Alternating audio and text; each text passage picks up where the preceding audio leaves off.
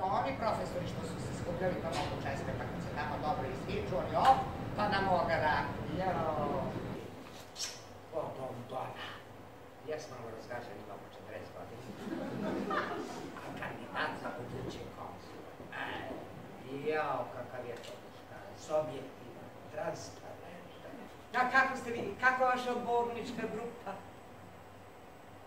Jao, kako mene nervira taj korum, ja ne mogu da vam pišem. Nikakva modernizacija mene nije uspela da ispari na, pa nek 100 puta pripada na jet set. Ne! Srbije je ovo, brale! A ovo znam. Hello. To znam, to što mi je pisao, to što znam, ja ne znam. I ovo znam, bre. Please. Jao, što volim to please, to je divna reč. Crazy monkey.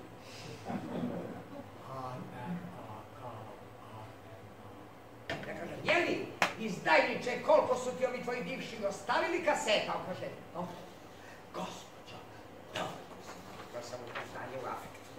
Sedoše i zedoše nas. Šta da nam? Stavili seljaci pred svršen čin.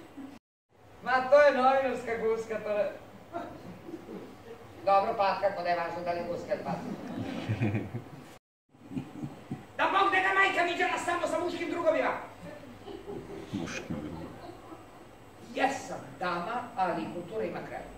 Znači, ne dolazite u petak. Hoćete u subotu? Idete na put. Nedelju? Još ste na put.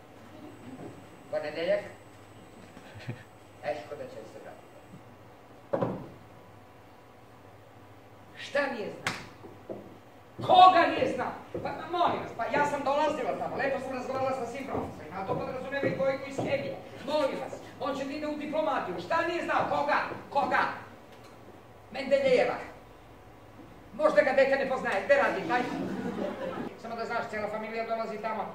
Eno su već čekaju kod aviona, ja sam sad pripremila jedan oproštaj od njih, kad se popnem na vrh aviona, pa kad im mahnemo dozgo, ima da im otpevam jednu pesmu, evo ako ćeš i ti da je čuješ. Ja se opraštam, cigane sa vama, u bolji život odlazim od vas.